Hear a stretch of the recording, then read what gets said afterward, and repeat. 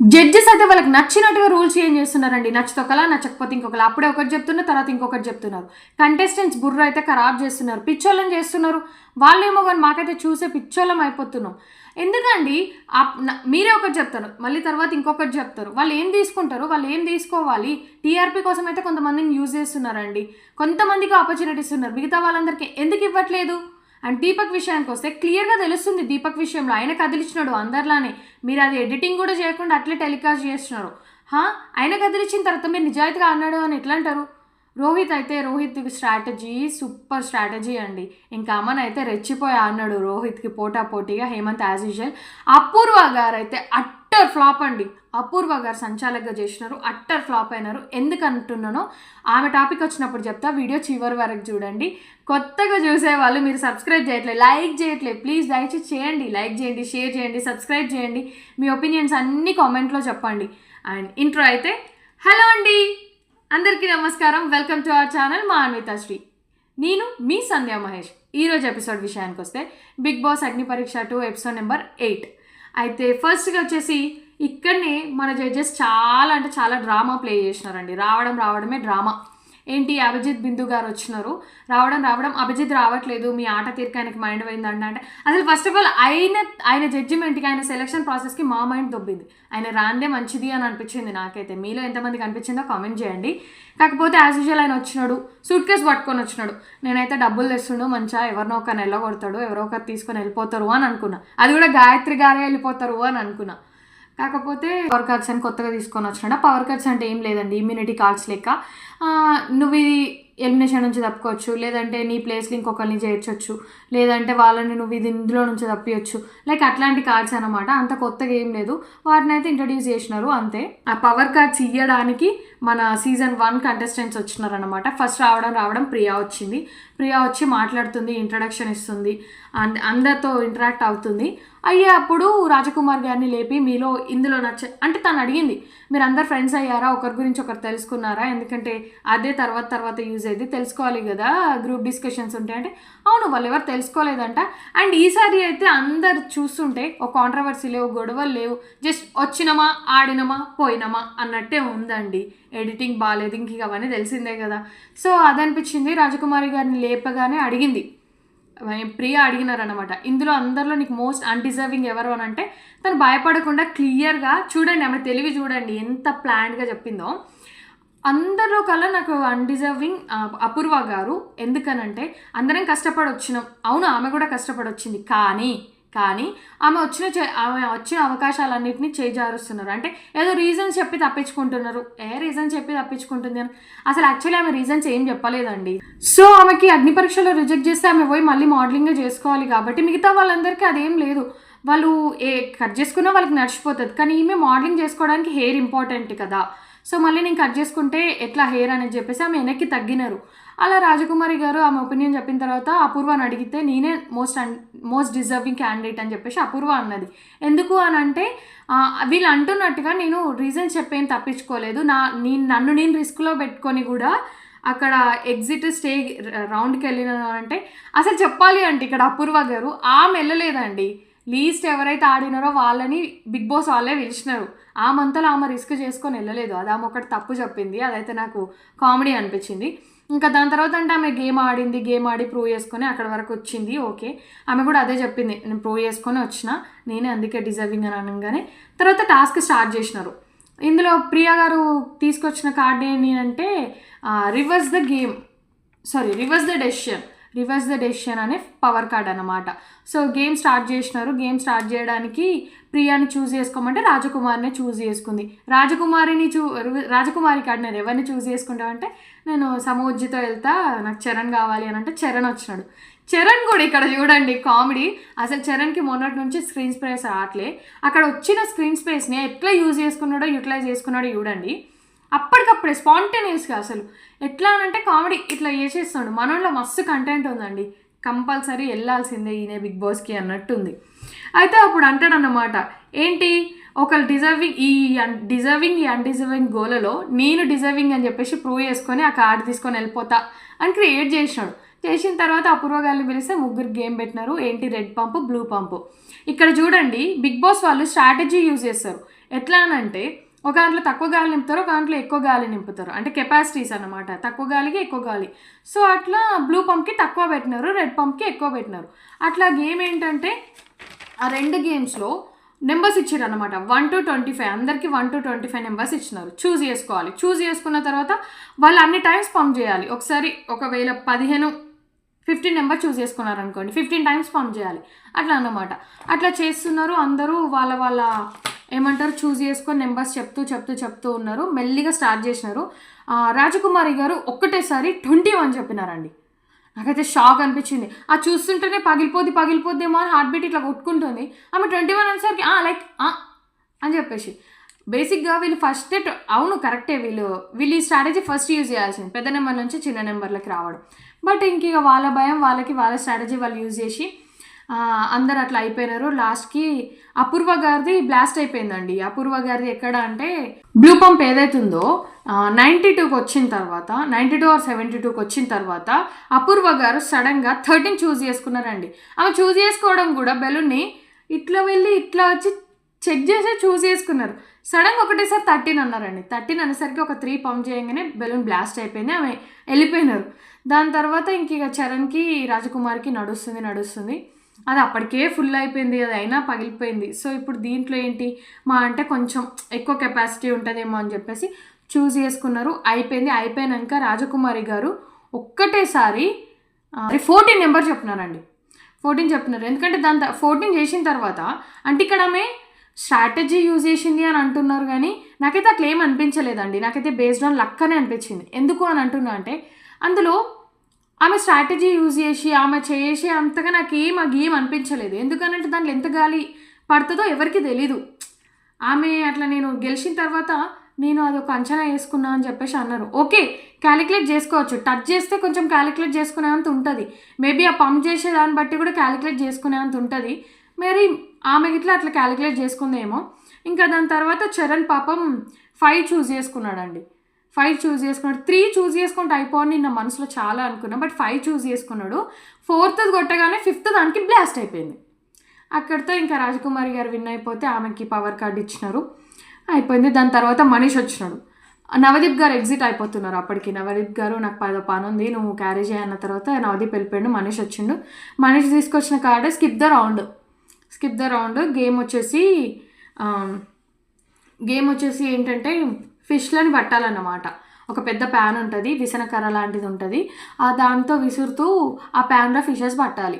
So దానికి మనీష్ చూస్ చేసుకున్నది. And ఇక్కడ మనీష్ కూడా చూడండి ఎట్లా చూస్ చేసుకున్నాడు, ఎట్లా మాట్లాడినాడంటే మనీష్ ఫస్ట్ అడిగినాడు అన్నమాట. అడిగితే హేమంత్ నిలబడి చెప్పినాడు ఏమని, నాకు ఇట్లా ప్రూవ్ చేసుకోవాలంటే ఆయన పిక్ చేసినాడు. దాని తర్వాత గాయత్రి విషయంలో చూడండి, నాకు తెలిసి మ్యాక్సిమం గాయత్రి గారికి ఆ షో అంటే మనకు చూపించలేదు కానీ ఎపిసోడ్ అయిపోయిన తర్వాత వాళ్ళకి అక్కడ టాక్ వచ్చినట్టు ఉంటుంది. ఆమె అన్డిజర్వింగ్, ఎందుకు ఆమెని పిక్ చేసుకుంటున్నారు, ఆమె ఇన్ఎలిజిబుల్ కదా అని చెప్పేసి టాపిక్ వచ్చినట్టుంది. మనకి టెలికాస్ట్ చేయలేదు. సో అతను వచ్చి అంటున్నాడు, ఎవరైతే నిన్న ఇన్ఎలిజిబుల్ అని చెప్పేసి అన్నారో you have to prove your self. So అందుకే నేను నీకు ఛాన్స్ ఇస్తున్నా అని చెప్పేసి గాయత్రికి ఛాన్స్ ఇచ్చినాడు. దాని తర్వాత మళ్ళీ ఆయన చెప్పే వర్డ్స్ నాకైతే రోహిత్ కోసం చెప్తున్నాడేమో, రోహిత్కి ఛాన్స్ ఇస్తున్నాడేమో అనిపించింది. గోడ మీద పిల్లిలాగా ఉండి సైలెంట్గా ఉండి కామ్గా ఉండి అబ్జర్వ్ చేసే వ్యక్తి అని అనగానే నేను రోహిత్ అనుకున్నా. కాకపోతే దీపక్ని పిలిచిన తర్వాత ముగ్గురికి కలిపి గేమ్ పెడుతూ ఉంటే ఇక్కడ చూడండి గాయత్రి పాపం ఆమె ఆడుకుంటుంది అప్పటి వరకు. అయితే దీపక్ ఏం చేసినాడు, అతని ఫిష్ అంటే red, pink, yellow pink, blue, yellow అన్ని కలర్స్ కలిపి ఫిషెస్ అయిన దాంట్లో వేసుకుంటున్నాడు. హేమంత్ కూడా అతని కలర్సే వేసుకుంటున్నాడు. ఇక్కడ ఫస్ట్ హేమంత్ యాక్చువల్లీ అందరు అన్నారు ఏంటి అటాక్ స్టార్ట్ చేసినాడు, లేదంటే హేమంత్ స్ట్రాటజీ ప్లే చేసినాడు అని అన్నారు. కానీ కాదు, నాకైతే అట్లా అనిపించలేదు. ఎందుకు అనంటే ఉన్న కలర్స్ అన్ని దీపక్ దాంట్లో ఉన్నాయి. అతను దీపక్ది ఒకవేళ ఖరాబ్ చేయాలి లేకపోతే ఆయన ఫిషెస్ బయట పడేయాలంటే మొత్తం మోపుతుండే. కానీ కాదు, అతని సైడ్ నుంచి ఇతని ప్యాన్లోకి ఇలా అంటున్నాడు. అతని కలర్స్ వాటి మాత్రమే. అప్పుడు దీపక్ ఏం చేసినాడు, క్లియర్గా కనిపిస్తుందండి, క్లియర్గా. అప్పుడు దీపక్ ఏం చేసినాడు, వాంటెడ్లీ హేమంత్ అయితే అతని ఫిషెస్ కోసం తీసిండు. బట్ హేమంత్ది దీపక్ ఏం చేసినాడు, ఆయన ఫిషెస్ అన్ని మొత్తం దాంట్లో నుంచి తీసేసినాడు. వాంటెడ్లీ చేసినాడు. అంత అయిపోయే టైంకి వచ్చిన తర్వాత గాయత్రి గారు ఏం చేసినారు, బజర్ మోగే ముందు ఆమె వెళ్ళి దీపక్ దాంట్లో ఫిషెస్ అన్న తర్వాత బజ్ అయిన తర్వాత 3 ఫిషెస్ బయటకు వచ్చినాయి. వీటిని కూడా ఇక్కడ గుర్తుంచుకోండి. ఆ 3 ఫిషెస్ బయటకు వచ్చినాయి కదా, వీటిని యాక్చువల్లీ క్యాలిక్యులేట్ చేయాలి దీపక్ దాంట్లో, కానీ చేయలేదు. సో అయితే ఇక్కడ ఏమైంది అని అంటే కౌంటింగ్ స్టార్ట్ చేసినారండి. కౌంటింగ్ స్టార్ట్ చేయగానే హేమంత్ 16 చేసినాడు, గాయత్రి ఏమో 24 చేసింది, దీపక్ 27 చేసినాడు. నేను ఎందుకు గుర్తుంచుకోమన్నా అంటే ఇఫ్ ఇన్ కేస్ ఒక 23 దీపక్ వచ్చుండి 24లో గాయత్రి ఉంది కాబట్టి ఇచ్చేస్తుండే. ఆ 3 కన్సిడర్ చేయలేదు కదా, సో ఇచ్చేస్తుండే. కానీ ఆయనకు 24 వచ్చినాయి కాబట్టి 27 వచ్చినాయి కాబట్టి సేవ్ అయిపోయాడు. అదే ఒకవేళ 24 వచ్చి ఉంటే ఆయన లాస్ అయిపోతుండే కదా. అంటే డైరెక్ట్ గాయత్రి గారిని గెలిపిద్దామని మీరు ఫిక్స్ అయిపోయినారు, డైరెక్ట్ కప్పిచ్చేసేయండి, ఇంకా పట్టుకొని వెళ్ళిపోతుంది.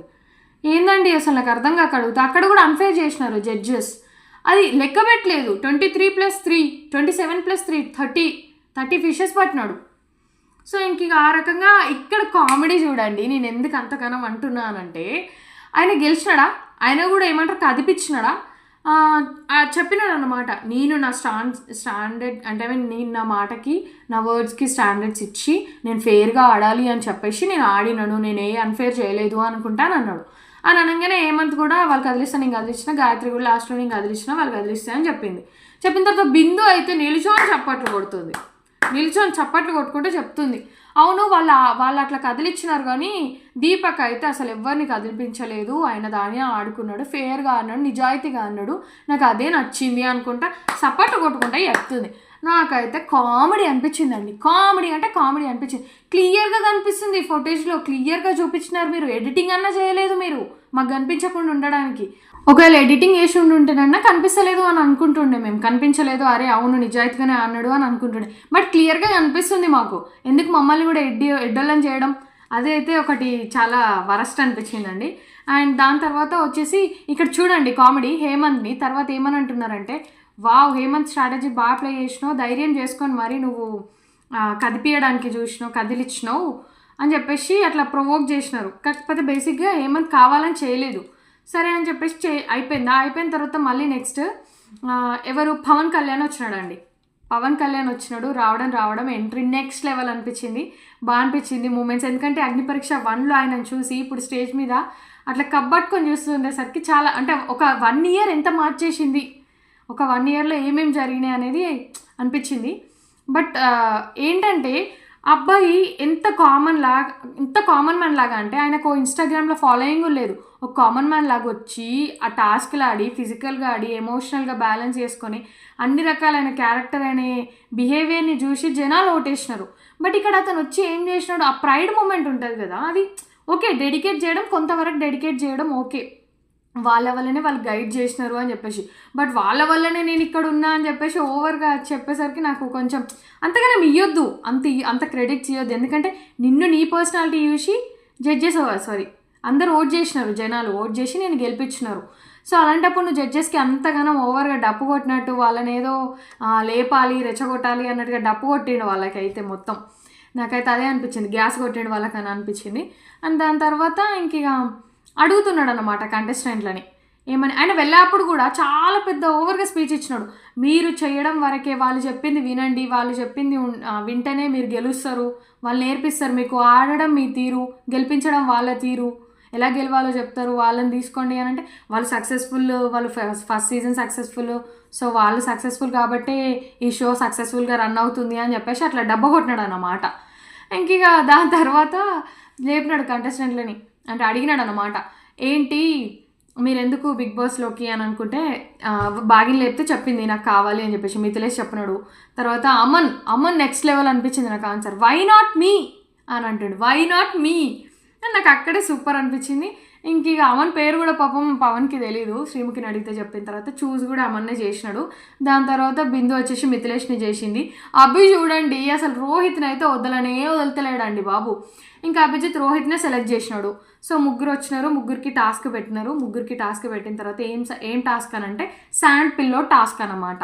ఏంటి, ఉష్కలో కొన్ని రాడ్స్ ఉంటాయి, దాన్ని బట్టి దాన్ని చేసి జెండా తయారు చేయాలి. జెండా తయారు చేసి ఒక శాండ్ బకెట్ ఉంటే దాంట్లో ప్లేస్ చేయాలి. అట్లా ప్లేస్ చేసిన తర్వాత నెక్స్ట్ ఎవరి హాఫ్ వాళ్ళకు ఉంటుంది, పిల్లోస్ ఉంటాయి అన్నమాట. ఆ పిల్లోస్ ఎవరి దాంట్లో ఎక్కువ ఉంటాయో వాళ్ళే విన్ అని చెప్పి చెప్తారు. గుర్తుంచుకోండి, ఎవరి దాంట్లో ఎక్కువ పిల్లోస్ ఉంటే వాళ్ళే విన్ అని చెప్పేసి చెప్తారు. చెప్పిన తర్వాత ఏమైందంటే ఇక్కడ రోహిత్ స్ట్రాటజీ చూడండి, నెక్స్ట్ లెవెల్ అనిపించిందండి. ఒక్క పిల్లో వేసి పోయి అమ్మని లాక్ చేస్తాడు, అమ్మని గట్టిగా పట్టేసుకుంటాడు అనమాట.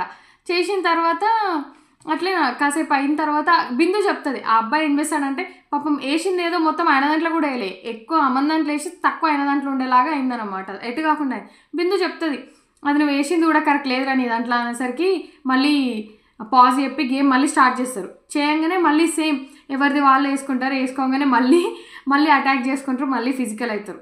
అయిన తర్వాత ఈసారి మళ్ళీ పాజ్ చెప్పి ఇప్పుడు చూడండి అపూర్వ గారిని సంచాలకుగా పెట్టినారండి. అపూర్వ గారిని సంచాలకుగా పెట్టి చెప్పినారు, క్లియర్గా చెప్పినారు సంచాలక నిర్ణయమా తుది నిర్ణయం అని చెప్పినారు వాళ్ళంతటా వాళ్ళే. చెప్పిన తర్వాత సంచాలకుగా ఆమె చేస్తూ ఉంటే మళ్ళీ ఫైట్ చేసుకున్నారు, కొంచెం ఫిజికల్ అవుతుంటే మళ్ళీ పాజ్ చెప్పింది ఆమె. పాజ్ చెప్పిన తర్వాత మళ్ళీ స్టార్ట్ చెప్పలేదు. ఈ గ్యాప్లో ఏమైందంటే అమ్మను 2 తీసినాడు రోహిత్ దాంట్లోకించి. తీస్తుంటే చెప్తున్నాడు అనమాట, వద్దు నువ్వు నీ తీస్తే నేను తీస్తా అది అనుకుంటాను అంటుంటే అప్పటికి అమ్మని తీసినాడు. తీసిన తర్వాత చూస్తూ నువ్వు స్టార్ట్ చెప్పలేదు కదా పాజ్ చెప్పినావు అని అనగానే తను అంటుంది, నేను ఓన్లీ ఆపడానికే పాజ్ చెప్తా స్టార్ట్ చెప్పను అని అనగానే ఆ టైంలో బస్ ఇచ్చేసినారు. బస్ చేసిన తర్వాత ఏమైంది, అమ్మని ఆటోమేటిక్గా అమ్మని దాంట్లోకి ఎక్కువ వెళ్ళిపోయినాయి. అప్పటిదాకా ఈక్వల్ అనిపించారు, లేదంటే కొంచెం రోహిత్ దాంట్లో ఎక్కువ ఉన్నాయి అనిపించింది. ఆ 2 తీసేసుకున్న తర్వాత అట్లా అయిన తర్వాత అప్పుడు సంచాలక నిర్ణయం అడిగారు. నిర్ణయం అడిగిన తర్వాత చూడండి అసలు ఎంత క్రేజీగా ఆన్సర్ చెప్పిందంటే అపూర్వ, ఎక్కువ ఫిజికల్ అయినట్టు అంటే రోహిత్ దాంట్లో తక్కువ ఉన్నాయి, అమన్ దాంట్లో ఎక్కువ ఉన్నాయి, అయినప్పటికీ నాకు అమన్ ఎక్కువ ఫిజికల్ అయినాడు అని అనిపించింది. సో నాకు రోహితే విన్ అని నేను అనుకుంటున్నా అని అన్నది. ఫస్ట్ ఆల్రెడీ క్లియర్గా చెప్పినారు ఎవరి దాంట్లో పిల్లోస్ ఎక్కువ ఉంటే వాళ్ళు విన్ అని చెప్పేసి. ఆ రకంగా చూస్తే అమ్మనే విన్. దాని తర్వాత ఇంకో సెకండ్ పాయింట్ ఏంటి, ఫస్ట్ అసలు ఫిజికల్ అయిందే రోహిత్ ఫిజికల్ అయిన తర్వాతనే అమన్ ఫిజికల్ అయినాడు. బట్ అపూర్వ చూడండి ఎక్కువ ఫిజికల్ అయింది అని చెప్పేసి ఈయనకి విన్నింగ్ ఇచ్చేసింది. సరే అని చెప్పేసి అక్కడ ఉన్న వాళ్ళందరినీ జడ్జెస్ అడిగినారన్నమాట, మీ రకంగా ఎవరు అని అంటే అమన్ విన్ అని చెప్పినారు. బికాస్ ఎక్కువ పిల్లోస్ అయిన దాంట్లోనే ఉన్నాయి, సో యాజ్ యూజువల్ ఆయనే విన్ అని చెప్పేసి జడ్జెస్ కూడా జస్ట్ నీ ఒపీనియన్ తెలుసుకున్నాం మేము, ఇప్పుడు నువ్వు పోయి అక్కడ కూర్చోవచ్చు అని చెప్పేసి అపూర్వ గారిని అన్నారు. మేము చెప్తాం విన్ ఎవరు అని చెప్పేసి నువ్వు పోయి కూర్చోపో అన్నాక కూర్చున్న తర్వాత వీళ్ళు అమన్న విన్నర్గా డిక్లేర్ చేసినారు. అట్లీస్ట్ ఇక్కడ చూడండి పిల్లోస్ ఎవరి ఎన్ని ఉన్నాయి అనేది అంటే మనం ఏమైనా చూసేవాళ్ళం పిచ్చోళ్ళమా ఎడ్డి గొర్రెలమా, మనకి ఎన్ని ఉన్నాయి అకౌంట్ తెలియాలి కదా. మరి మనం లెక్క పెట్టుకుందాం పాజ్ చేసుకొని అనుకున్నా కూడా ఒకదాని మీద ఒకటి ఉన్నాయి. వాళ్ళు చెప్పాల్సిన బాధ్యత వాళ్ళది. బిగ్ బాస్ టీమ్ ఏందో ఆ ఎడిటింగ్ ఏందో పిచ్చోళ్ళని సో అట్లా కౌంట్ చేయలేదు, ఏం లేదు, జస్ట్ చూసేసి అమన్ ఎక్కువ ఉన్నాయి అమనే విన్నర్ అని చెప్పేసి డిక్లేర్ చేసేసినారు. అట్లయింది. అండ్ ఇందాక కూడా నేను చెప్పడం మర్చిపోయినా, మిథిలేష్ దాంట్లో కూడా శ్రీముఖి గారు ఏమంటున్నారంటే, సరే నీకు అన్లక్ వల్ల దొరకలేదు, అట్లీస్ట్ నువ్వు వాళ్ళని ఆపడానికి డిఫెన్స్ చేయాలి కదా, వాళ్ళని ఆపొచ్చు కదా, నువ్వు వాళ్ళని ఒకరిని పెట్టకుండా ఆపొచ్చు కదా అని అంటున్నారు. అంటే వాళ్ళని ఎట్లా మ్యానిపులేట్ చేస్తున్నారు, ఎట్లా గైడ్ చేస్తున్నారు. అప్పుడే వద్దంటారు, మళ్ళీ ఇప్పుడే ఇంకొకరి దగ్గరకు వచ్చేసరికి కావాలంటారు. ఇక్కడ అపూర్వ గారు కూడా సంచాలక నిర్ణయం తుది నిర్ణయం అన్న తర్వాత మళ్ళీ మీరు అమ్మని డిక్లేర్ చేసినారు. దాని తర్వాత మళ్ళీ వచ్చేసి ఏంటంటే హేమంత్ దగ్గర అట్లా ప్రొవైడ్ చేసినారు. దీపక్ దగ్గర నిజాయితీగా లేకపోయినా కూడా నిజాయితీగా ఆడిండు అని చెప్పేసినారు. ఇట్లా మీరు అన్నీ చేస్తూ వస్తున్నారు, అంత మిస్గైడ్ చేస్తున్నారు వాళ్ళని. పాపం కంటెస్టెంట్స్ ఏం తీసుకుంటారు, వాళ్ళు ఏది కరెక్ట్ ఏది రాంగ్ అనే డైలమాలో ఇంకెక్కువ పడిపోతారు. ఏం చేస్తున్నారో ఏమో అసలు ఈసారి అయితే వరస్ట్గా ఉంది. అండ్ ఇంకా దాని తర్వాత అమ్మని డిక్లేర్ చేసిన తర్వాత కార్డు ఇచ్చినారు, పవర్ కార్డు. పవన్ కళ్యాణ్ తీసుకొచ్చి ఆ పవర్ కార్డు ఇచ్చినాడు. యాక్చువల్లీ సార్ ఆ పవర్ కార్డ్ ఏంటంటే బ్లైండ్ పవర్ కార్డ్, అంటే అందులో ఏముంది అసలు దాన్ని దేనికి యూజ్ చేస్తారో కూడా తెలియదు. సో అది తీసుకుపోయి ఒక జడ్జికి ఇవ్వాలి, వాళ్ళ దగ్గర ఉండదు, ఒక జడ్జికి ఇవ్వాలి అన్న తర్వాత అమ్మని ఏం చేసినాడు తెలివిగా చూడండి ఇక్కడ ఎంత బాగా ఆన్సర్ చెప్పినాడు అనమాట. నాకు నవదీప్ అన్న అభిజిత్ ఇద్దరు గ్రీన్ ఇచ్చినారు, బిందు గారు రెడ్ ఇచ్చినారు, ఎందుకంటే నాలో పొటెన్షియల్ చూడాలి అని చెప్పేసి. సో ఇది విన్నింగ్ కార్డు, నేను ఆమెకి ఇస్తున్నా, ఆమెకు తెలుసు నాకు ఎప్పుడు ఇవ్వాలో అన్నట్టుగా కొంచెం టెక్నిక్గా యూజ్ చేసి ఆ వర్డ్స్ చెప్పి ఆ కార్డు ఆమెకి ఇస్తే ఆమె తీసుకుంది. అయిపోయిన తర్వాత అంతే, గేమ్ అక్కడితో అయిపోయింది అనమాట. రోహిత్, అమన్, రాజకుమారి వీళ్ళు మాత్రం టాప్ 5కి వెళ్తారని అనిపిస్తుందండి. అలాగే ఝాన్సీ, చరణ్, బాగి వీళ్ళు కూడా అనిపిస్తున్నారు. కాకపోతే వీళ్ళకి ఎక్కువ స్కోప్ ఉందేమో అని అనిపిస్తుంది. ఎందుకంటే అమన్ చుట్టే ఆపర్చునిటీస్ అన్ని తిరుగుతున్నాయి. అతను లక్క సుడే అర్థం కావట్లేదు. అన్ని ఆపర్చునిటీస్ అతని చుట్టే తిరుగుతున్నాయి. రాజకుమారి గారి విషయానికి వస్తే లక్క, మాట తీర, ఆట తీర అర్థం కావట్లేదు. అండ్ అలాగే రోహిత్ విషయానికి వస్తే జడ్జెసే కంప్లీట్గా పుష్ చేస్తున్నారు అతన్ని. అతనంతగా అతను వచ్చి ఆడిన దానికన్నా జడ్జెసే పుష్ చేసిందే ఎక్కువ ఉంది. సో వీళ్ళకి జనాల్లో ఎట్లుందంటే పాజిటివ్ నెగిటివే కాకుండా కంబైన్ చేసి ఉంది. పాజిటివ్ ఉంది, నెగిటివ్ ఉంది. సో బిగ్ బాస్ టీం వాళ్ళు ఎట్లా సెలెక్ట్ చేస్తారంటే ఇట్లాంటి వాళ్ళని సెలెక్ట్ చేస్తారు. మంచోళ్ళు వద్దు, వాళ్ళకి చెడ్డోళ్ళు వద్దు, రెండు కలిపి ఉన్న వాళ్ళే వాళ్ళకి కావాలి. అందుకే వాళ్ళు ఏం చేస్తారు అని అంటే ఇట్లాంటి వాళ్ళని సెలెక్ట్ చేస్తారు. అందుకే వీళ్ళకి ఆపర్చునిటీస్ ఎక్కువ ఇస్తున్నారా లేకపోతే వీళ్ళనే ఎక్కువ పోర్ట్రే చేస్తున్నారా అర్థం కావట్లేదు. కానీ మేబీ వీళ్ళని పంపించే అవకాశం ఉందని నాకు అనిపిస్తుంది. మీకేమనిపిస్తుందో కామెంట్ చేయండి. సో అదన్నమాట ఎపిసోడ్ మొత్తంలోనైతే నాకు నచ్చిన పాయింట్స్ అవే. వాళ్ళు తీసుకున్న స్టాండర్డ్స్ మళ్ళీ వాళ్ళే మార్చేస్తున్నారు. వాళ్ళు ఏవైతే రూల్స్ పెడుతున్నారో అవే బ్రేక్ చేస్తున్నారు జడ్జెస్. ఇప్పుడు హేమంత్ విషయంలో హేమంత్ కాకుండా హేమంత్ వాళ్ళకి నచ్చిండు కాబట్టి ఓకే. ఒకవేళ వాళ్ళకి నచ్చని పర్సన్ ఆ ప్లేస్లో ఉండుంటే కంపల్సరీ అంటుండే నువ్వు ఎందుకు అట్లా చేసినావు అని చెప్పేసి. అది మిథిలేష్ దగ్గర కూడా చూడండి, డిఫెన్స్ చేయలేదు కాబట్టి ఎందుకు డిఫెన్స్ చేయలేదు అన్నారు. ఒకవేళ డిఫెన్స్ చేసి ఉంటే ఎందుకు డిఫెన్స్ చేసినావు నువ్వు, ఇది ఫిజికల్ గేమ్ కాదు కదా, కుస్తీ గేమ్ కాదు కదా అని అంటుండే. అపూర్వ గారి విషయంలో కూడా తుది నిర్ణయం అన్నారు, మళ్ళీ వాళ్ళే డెసిషన్ తీసుకున్నారు. ఇట్లా వాళ్ళు ఏదైతే అంటున్నారో వాళ్ళు దానికి స్టిక్ అయి ఉండట్లేదు. వాళ్ళంతటికి వాళ్ళే నచ్చితే ఒకలా, నచ్చకపోతే ఇంకొకలాగా బిహేవ్ చేస్తున్నారు. అదన్నమాట. నాకైతే ఇవి మాత్రమే నచ్చలేదు. మీకేం నచ్చలేదో కామెంట్ చేయండి. అండ్ కొత్తగా మన ఛానల్ని చూస్తున్న వాళ్ళు దయచేసి సబ్స్క్రైబ్ చేసుకోండి, లైక్ చేయండి, షేర్ చేయండి, కామెంట్ చేయండి. అండ్ రోజుకైతే నేను ఏం అప్డేట్స్ ఉన్నా, ఏం రివ్యూస్ ఉన్నా, ఏది ఉన్నా ప్రతిరోజు ఇలాంటి ఒక వీడియోతోనే నేనైతే మేము ముందుకు వస్తాను. అండ్ మీరైతే అప్పటి వరకు వేచి ఉండండి. And that's it. See in the next videos. Ta-da, bye-bye. Love you all.